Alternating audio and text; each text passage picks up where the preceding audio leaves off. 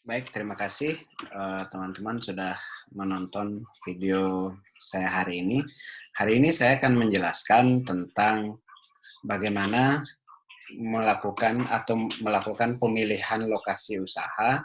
Spesial hari ini terkait dengan topik kita tentang pemilihan lokasi agroindustri. Nah, eh, lokasi sampai saat ini masih menjadi salah satu hal yang paling strategis dalam pengembangan usaha. Lokasi sangat menentukan apakah usaha itu cocok dan bisa berkembang ataupun tidak. Penentuan lokasi itu sangat terkait dengan jenis usaha yang akan kita kembangkan. Misalnya, kalau kita ingin memasarkan produk A gitu, nah maka kita harus mencari lokasi-lokasi yang sangat sesuai dengan produknya. Misalnya kalau kita membuka sebuah restoran mewah, maka kita akan mencari lokasi yang dekat perkantoran-perkantoran yang memang calon konsumennya ada di daerah tersebut. Jadi tidak bisa kita justru membuat lokasinya di daerah-daerah yang potensial konsumennya tidak mendukung seperti itu. Nah, meskipun demikian, hari ini kita menghadapi revolusi industri 4.0 di mana perkembangan internet sudah sedemikian rupa sehingga merubah paradigma pemasaran dengan berkembangnya e-commerce atau pemasaran-pemasaran online sehingga menggeser stigma lokasi fisik harus dekat konsumen. Misalnya kalau kita berjualan, kita bisa online, kita bisa menjual berproduksi di mana saja, yang penting pasar kita ada di marketplace yang banyak dikunjungi orang, seperti itu. Tetapi meskipun demikian, lokasi fisik perusahaan sebenarnya masih tetap harus dipertimbangkan. Tetap mempertimbangkan sumber barang dan lokasi kantor pengiriman barang misalnya. Itu sangat menentukan. Di sisi yang lain tentu juga harus kita melihat di mana posisi konsumen kita yang terdekat sehingga biaya pengirimannya juga menjadi lebih reasonable atau lebih bisa masuk akal seperti itu. Nah, itu salah satu contoh. Jadi tetap pemilihan lokasinya harus diperhitungkan. Nah, dalam perencanaan agroindustri, pertimbangannya akan lebih kompleks lagi. Tidak saja mempertimbangkan lokasi marketnya, tetapi juga mempertimbangkan sumber-sumber lain seperti itu. Kalau usaha dagang atau lokasi perusahaan dagang, kita hanya berpikir tentang market, tetapi kalau perusahaan agroindustri mengembangkan lokasi agroindustri, kita harus memikirkan pasar dan juga kita harus memikirkan input produksinya.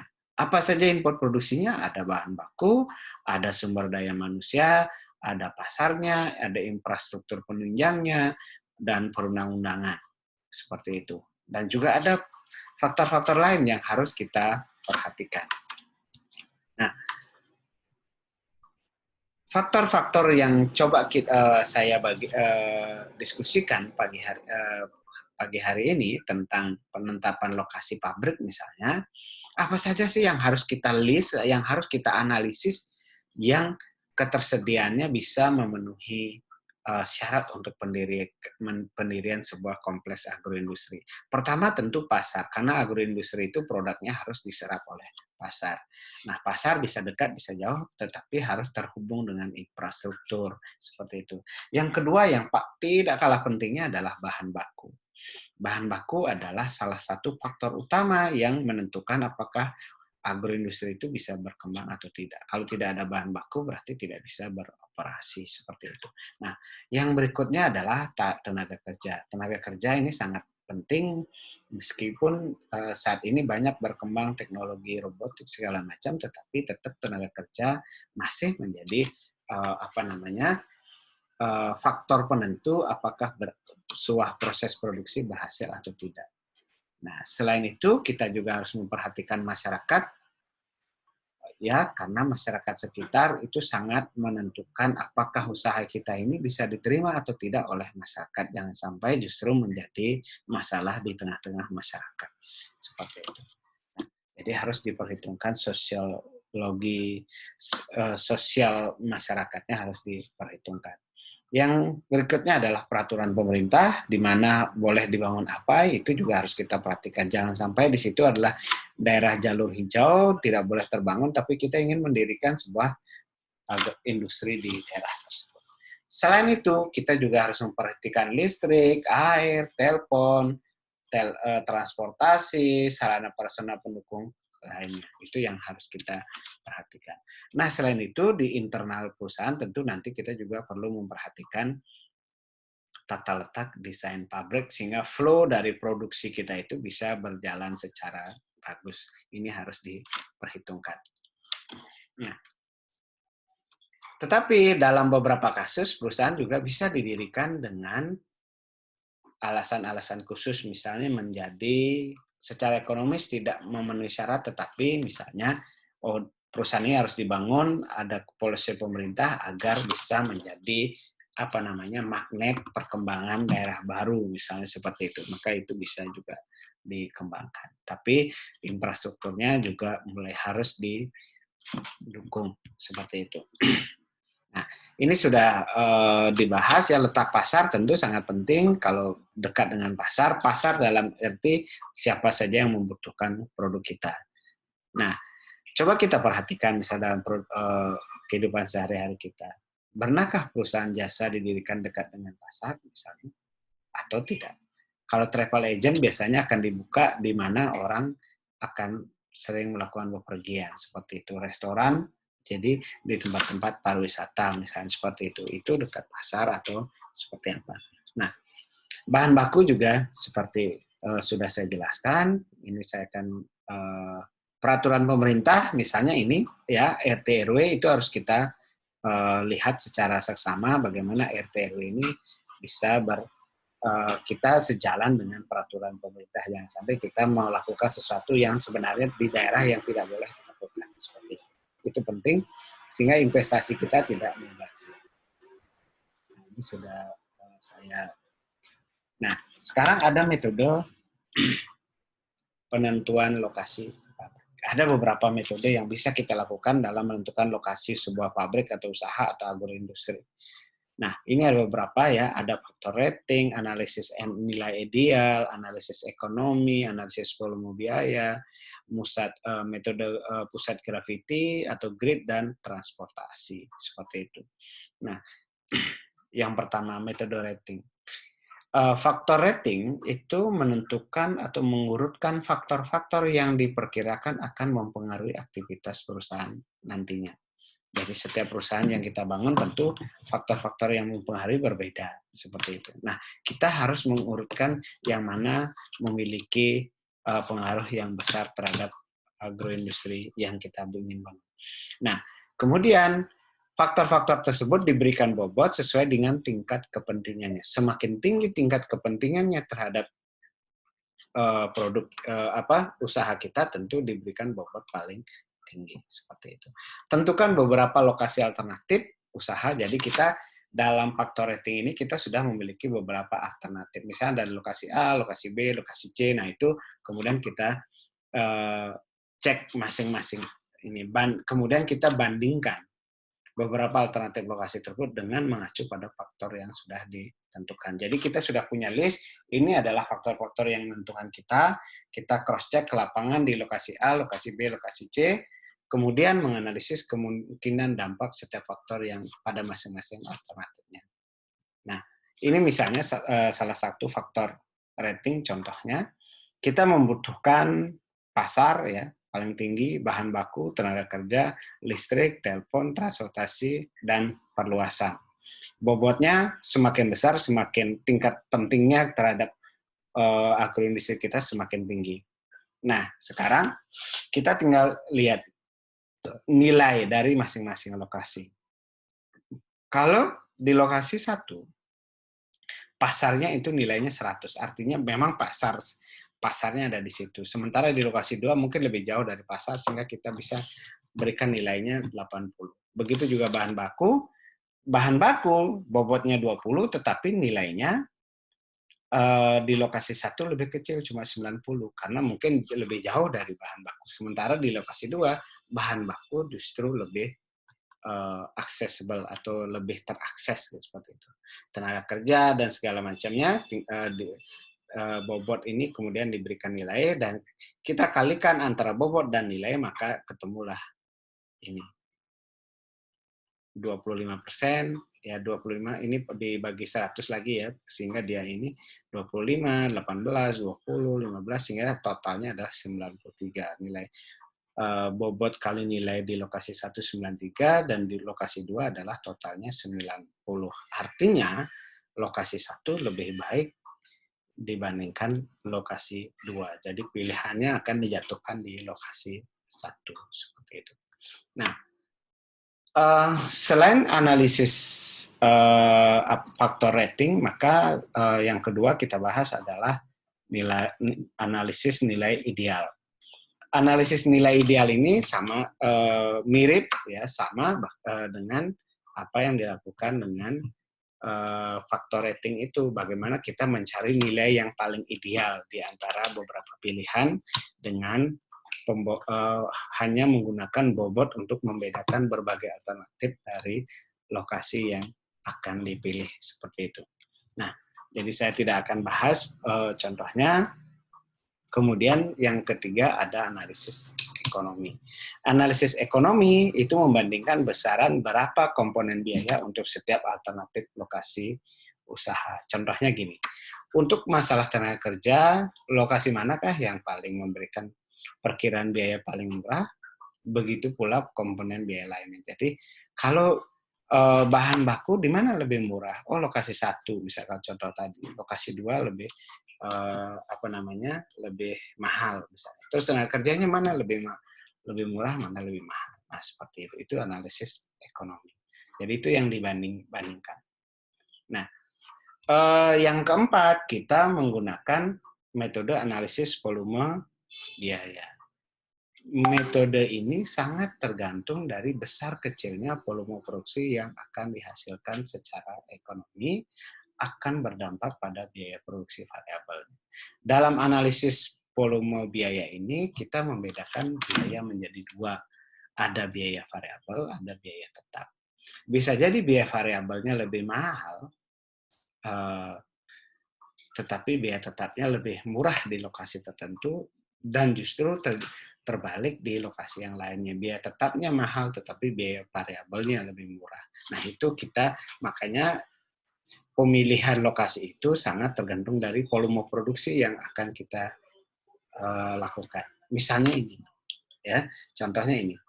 Ada 3 lokasi 1, 2, dan 3. Setelah melakukan perhitungan, analisis situasi, survei biaya, harga, dan segala macam, maka diperoleh informasi bahwa di lokasi 1, biaya tetapnya itu akan dihabiskan per periodenya itu adalah 320.000. Lokasi 2 lebih murah, karena mungkin lebih dekat, lebih accessible, biaya tetapnya diperkirakan menghabiskan 250.000 per satu periode. Biaya lokasi ketiga itu lebih murah lagi, hanya 200.000 per periode. Nah, tetapi kita lihat sebelah kanannya ada biaya variabel. Untuk 10.000 unit yang akan kita buat, ya, maka di lokasi 1 itu harga per unitnya adalah Rp15. Di lokasi 2 lebih mahal, itu harga biaya variabel per unitnya itu Rp20. Sedangkan di lokasi 3 jauh lebih mahal, yaitu Rp30 per satu unitnya untuk 10.000.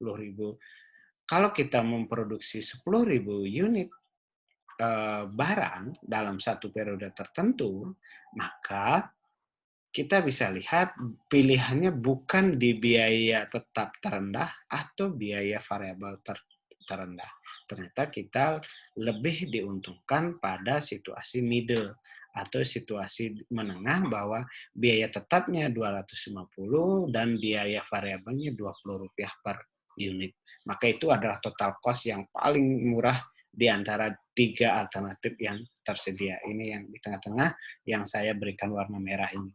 Nah, itu adalah salah satu contohnya. Nah, sekarang gini, misalnya ini terjadi biaya konstruksi biaya seperti ini.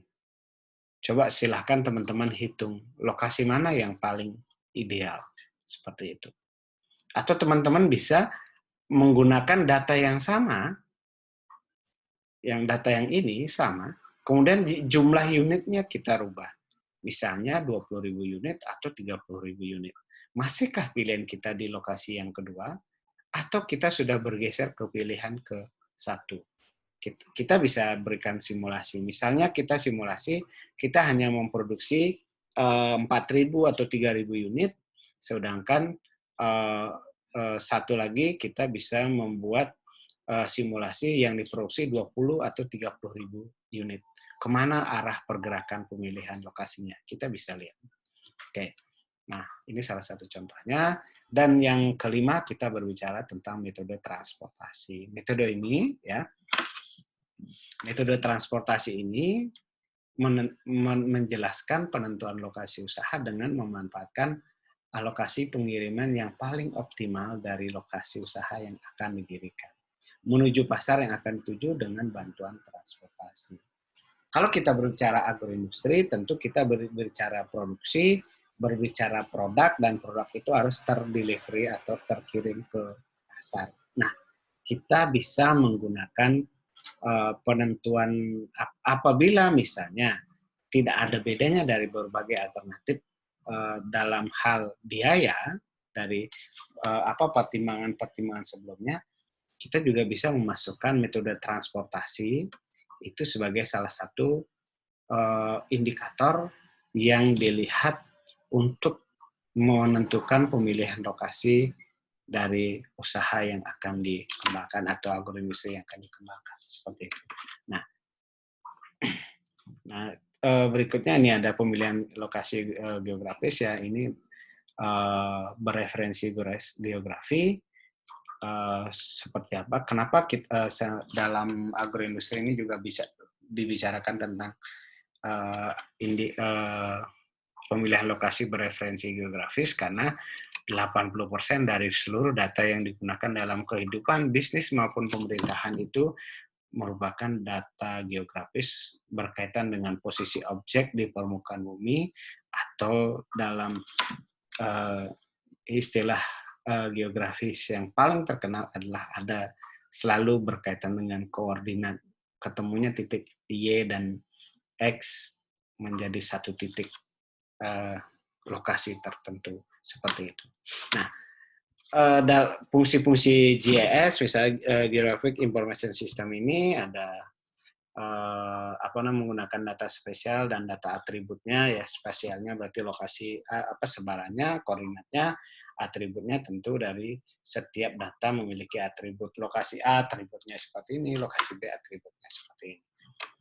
Nah, ada dalam JS biasa dikenal ada analisis proximity atau perkiraan, ya.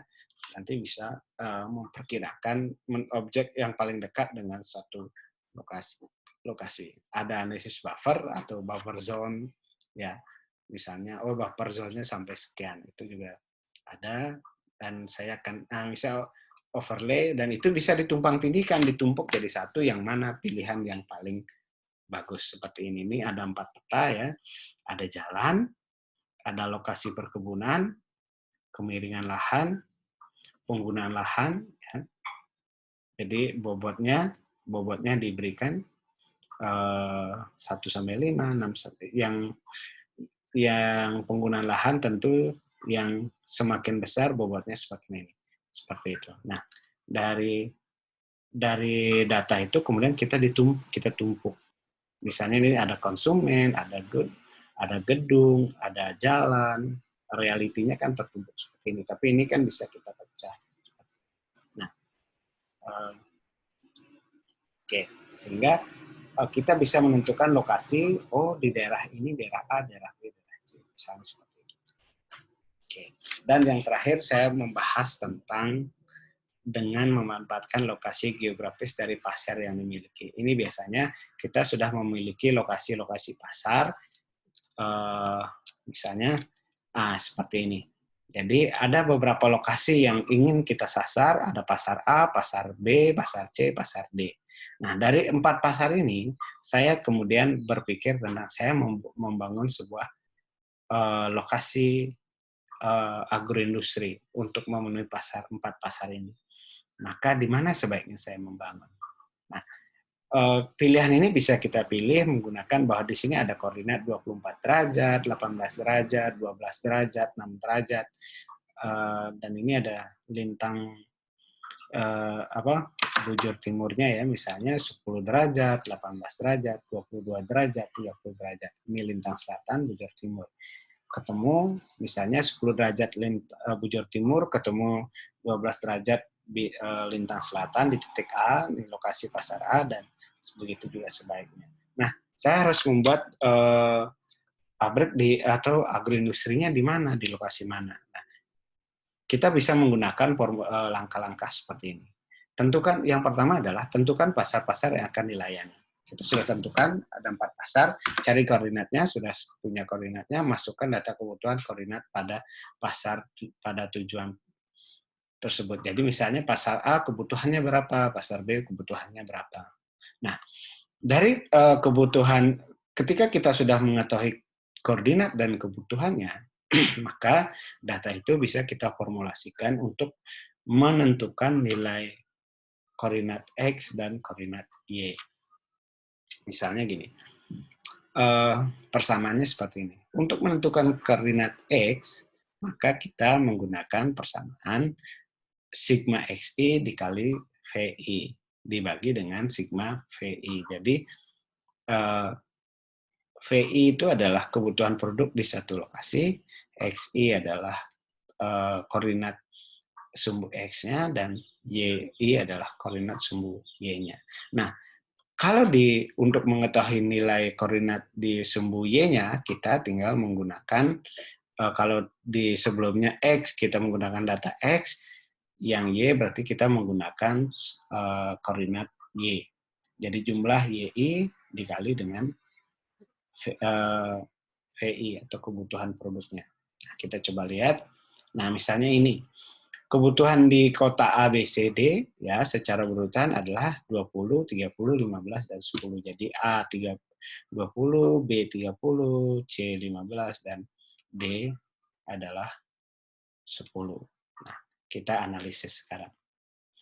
Nah, rumusnya seperti di sebelah kiri. X untuk mencari sumbu X adalah sigma XI dikali VI per sigma VI. Nah, untuk mengetahui sumbu X, ya kita lihat di sini setelah kita masukkan angka datanya bahwa sigma XI itu adalah 10. 10 ini adalah koordinat X di A, ya ini di bawah, ini X-nya. Ya. Dikali dengan 20 ini adalah kebutuhan barang, ditambah dengan 18 B, B 18, mana? Sorry, ini terbalik ya. B mestinya di sini 18 kali 30, kemudian ditambah 30 C di sini, C ini dikali 15 kebutuhan, dan D itu adalah 22 dikali kebutuhannya adalah 10. Ini terbalik ya, ini mestinya A, B, C, D. Ini terbalik, sedikit terbalik. Oke, datanya. Nah, kemudian ketemulah di 18 derajat. Kemudian ini adalah Y, maaf ini salah ketik ya, salah typo. Bahwa ini sumbu Y. Kemudian pertama adalah 12 A di koordinat 12 kali kebutuhan 20 tambah B itu di 6 ya. Ini 6 ya, karena ini terbalik ya. 6 derajat kali 30, kemudian di 18 C 18 dikalikan kebutuhannya 15, dan terakhir di D ini, yang D di sini itu adalah 24, kebutuhannya 10 dibagi dengan jumlah kebutuhan barang ini, sehingga koordinatnya adalah 12,4. Jadi koordinat lokasi untuk kita mendirikan industrinya untuk melayani kota A, B, C, dan D itu adalah di titik ini, titik baru di mana koordinatnya adalah 18 derajat, ketemu sumbu Y-nya adalah 12,4, kurang lebih di atas. Ini 12 berarti di atasnya. Berarti disinilah titik pertemuannya. Inilah koordinat lokasi kita mendirikan agroindustri dengan pendekatan metode metode pusat graviti atau grid, seperti itu. Oke, baik, itulah contoh atau pembahasan dari bagaimana penentuan lokasi pabrik, lokasi agroindustri. Banyak sekali pertimbangan-pertimbangan yang harus dipenuhi sehingga kita bisa mengambil keputusan yang terbaik. Seperti itu. Baik, terima kasih telah menonton. Semoga bermanfaat. Apabila ada pertanyaan, silakan menulis di kolom komentar atau bisa di kelas yang sudah saya buat. Terima kasih, sampai ketemu di video-video berikutnya. Salam.